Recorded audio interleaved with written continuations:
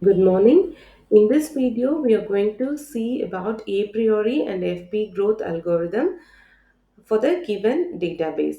So here the given this is a given database. It is having five transactions T100 to T500, and it contains 5 to 4 to 4, 5 and 6 data items present in each transaction.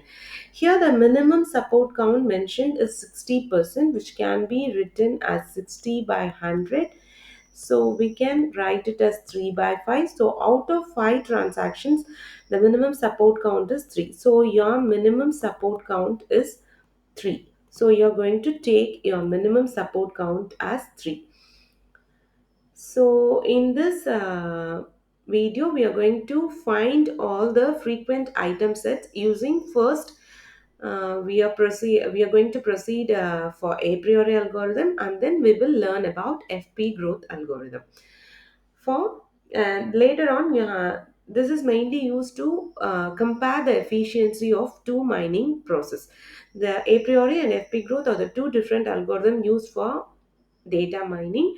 So first, let me explain you about a priori algorithm. How a priori algorithm use how using a priori algorithm we are going to find the frequent item set in this database.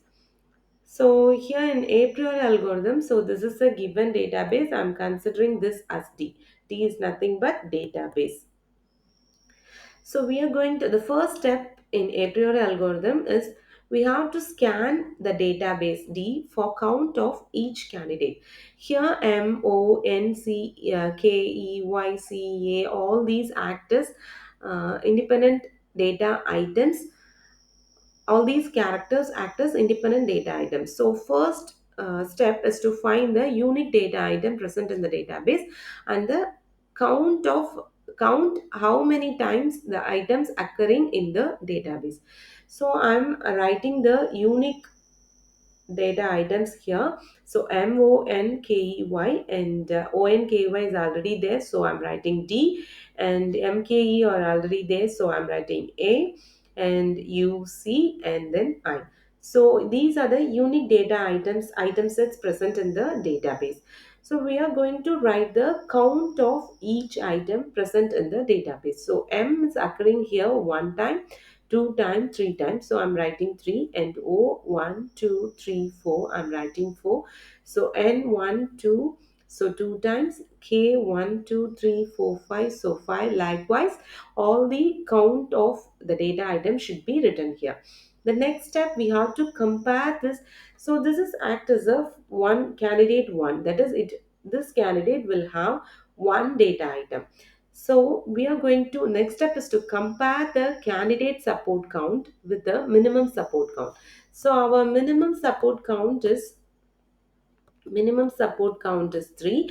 So what you're going to write is the next step is L1 should consist of the candidate having greater than or equal to minimum support count. So I'm considering greater the items having greater than or equal to 3, and all others should get eliminated. So these all will get eliminated. So Monkey will be coming in the next level, that is level 1. So the respective support count had to be written here. So the next step is generating C2. C2 is nothing but L1 cross L1. So L1 cross L1, this is our L1. So here we are going to multiply L1 with L1, that is multiply this data item with all the items, and then this one with all the other items, and then this one with all the other items, and then this one with other items. So your data set, you have to generate C2, that is candidate which is having two items in the set.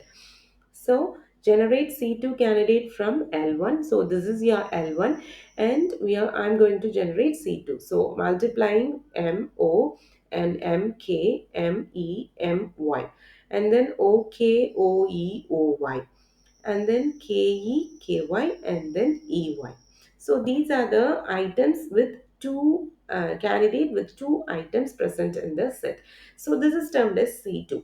So next, again repeat the same process. Can D for count of each candidate. So this will act as one candidate. So we are going to check the database for the whether the transaction is having these two items in any transactions.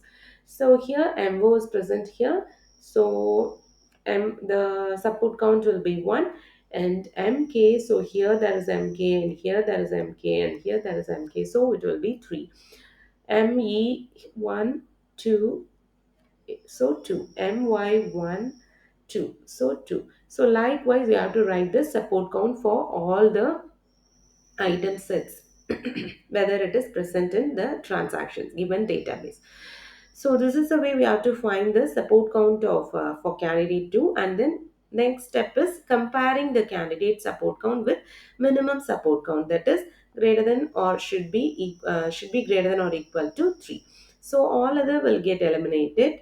So these are all get eliminated. So the items were coming in L2 are MK, OKOE, KE and KY. So the respective support counts are written here. So this will comes in level 2. So the next step is generate C3, generating C3 from L2. So this is your L2, and we are going to generate C3 by L2 cross L2. So C3 is nothing but candidate having three items in its set. So once multiplying, if you are getting four candidates, four item sets in a set, then you can simply eliminate, avoid that or discard that. So I'm going to multiply with these items with the others. So MKO. So MKOE, which is having four items. So I am just discarding that. So MKE and MKY, and again OKE again, so I'm writing it once, OKE, OKY, and OKE again, OKE, it's already written, and OEKY, which is having four items, so I'm just discarding. So next one, KEY. So these are the items we are getting in C3, candidate 3, and then repeat the same process again. We are going to scan D for count of each candidate. So MKO is here, and so 1 MKE, 1, 2, so 2 MKY, 1, 2, so 2 OKE, 1, 2, 3, so 3 OKY, 1, 2, so 2 KEY, 1, 2, so 2. So the next one is we have to compare the candidate with a minimum support count that is greater than or equal to 3. So all will get eliminated other than OKE. So the L3 will become OKE and 3. So this is the final level set we got. So this is the frequent item set find using a priori algorithm. So there's no more data present, so that we can't find C4. We can't generate C4 by multiplying L3 with L3. So since there is no data items other than this single item transaction. So this is a frequent item set occurring. This is a frequent item set found out using a priori algorithm. So the next one, so for the given transaction, we have find out the frequent item set using a priori. And then the next one is FP growth algorithm. So we are going to find the frequent pattern set in the given database. This is a given database. So we are going to find out using FP growth algorithm. So before proceeding the problem, I'm just telling you FP means frequent pattern. So it always follows a pattern in that algorithm for the techniques. So here the first step is computing frequency of each item, which is similar to the support count we have found in the a priori algorithm. So I have already told you it follows some pattern. So it follows a pattern, that is it arrange the items in a ascending or descending order. So here, since the items consist of letters, it first arrange The frequency is a similar way of finding the support count. So this is support count in a priori, termed as support count in a priori, and frequency in frequency pattern algorithm. So the same data will come here, but after arranging it will be looking like this. So your initial data set should be looking like this. So I'm arranging this in ascending order. So the first letter will be coming at the first, A, C, D, E, I, K, like this. So the respective frequency will be coming here. Here one more thing, for O, it is considered the frequency as 3, since in the single transaction O is occurring twice, so it is considered as one time. So 1, 2, 3. So the frequency for O is 3 here. So this is the initial frequency item set we have formed in, we have generated in computer, we have computed the frequency in FP growth algorithm.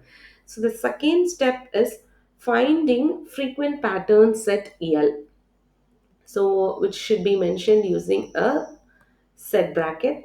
So that why it is termed as frequent pattern set L, and it should contain the elements having greater than or equal to minimum support count.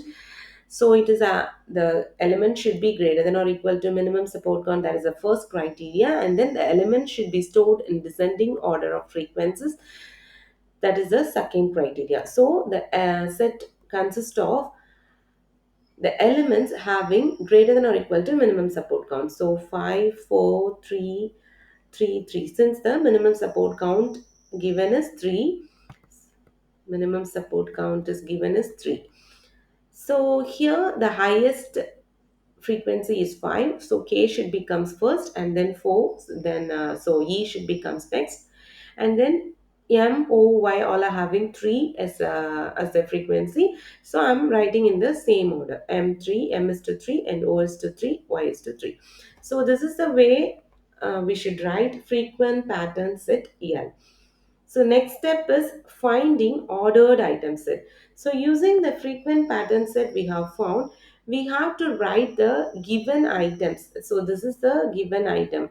So this is the given database. So we are going to generate the ordered item set for the given transactions. The ordered item set is nothing but it consists of the items, data items present in the frequent pattern set, and it should be in the order of frequency, that is increasing order or decreasing order of frequency. So in this transaction, M is not or N is not in the frequent pattern set. So other than N we are writing all other items, and in the descending order of frequency. So highest or frequency will becomes first. So KEMOY. Likewise, the same has to be followed in all. So here, sorry, this should becomes set bracket. So here D is not there, N is not there, so KEOY, and here A is not there, so KEM, and U is not there, C is not there, so KMY, and here C is not there, I is not there, so KEO. So I believe you all understood how we are writing this ordered item set. We have to consider the items only present in the frequent pattern set, and the item should be written in the descending order of frequencies. So the next step is constructing the FP tree. So from the ordered item set we have found, we have to construct the FP tree, that is frequent pattern tree. So we have to generate the FP tree by inserting the ordered item set one by one. The first step is inserting KEMOY. So while inserting KEMOY, the first node should be null node in FP tree construction. So I'm making a path for this transaction KEMOY. So K after KE, E after EM, after MO, after OY. So each having one frequency. So this is the for constructing FP3, way of constructing FP3 for each insertion. So next step is inserting KEOI, which is the second order item set. So inserting KEOY here, there is no direct path for KE to O. E to O, there is no direct path. So we have to generate direct path from E to O, so that I am extending this O and then O to Y. So here the KEO, the path is traverse through the same, so this frequency will become 2 and this will frequency will become 2, E become 2 and K become 2, and we are generating a direct path to O. So here O1 Y1, so KEOY. Next one, inserting KEM. So there is already a direct path to KEM, so just we are increasing, we are traversing through the same path. For also we are increasing the frequency, K will become 3, E will become 3 and M will become 2.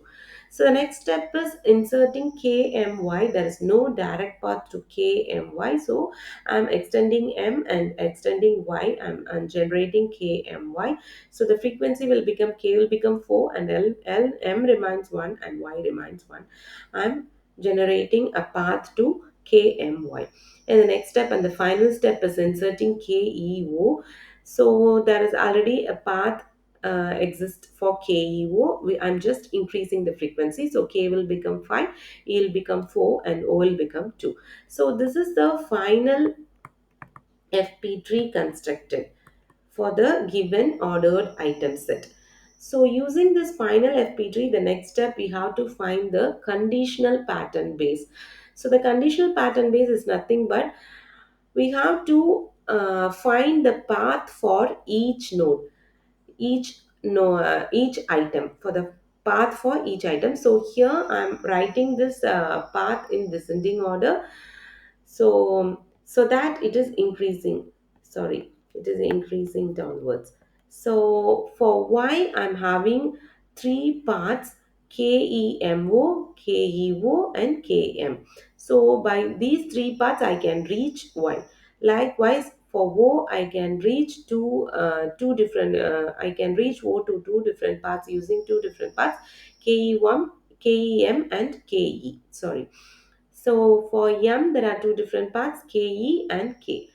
So for to reach K, there is no path to reach K, only null node is there. So there is no path to reach K. K is the first path. So like using that, I am writing this conditional pattern base. So to reach Y, KEMO is to 1. 1 is the frequency of that particular node. So KEO is to 1 and Km is to 1. To reach O, KEM is to 1 and KE is to 2. And to reach M, KE is to 2 and K is to 1. And to reach E, K is to 4. So this is a conditional pattern base we are generating for the given items. So next step is finding conditional frequent pattern tree. So from the conditional pattern base, we have to generate conditional frequent pattern tree, which is nothing but we have to find the same element present in the sets, present in the pattern base. So here K is coming here in this set also and occurring in this set also. So the conditional frequent pattern tree for Y is K, and for the frequency we have to add all the frequencies, so 3. So K is to 3. Here KE is coming in this set and in this set also, and we are going to add 1 plus 2, so KE 3. Here K is only coming, so K is to 3, adding these frequencies. So here K is to 4. This is the way finding conditional frequent pattern tree. So next step is from the conditional frequent pattern tree, we have to generate frequent pattern rules. So it is very simple to generate these frequent pattern rules, which is K is to 3 is the frequent pattern tree generated for Y.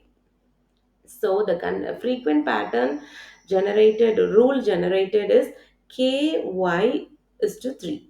So you have to mention this frequent pattern rule inside this less than greater than symbol inside the set bracket. So for Y, we are having ky should be 3, ky should be 3, and here we are having 3, ko should be 3, or oe should be 3, or keo should be 3.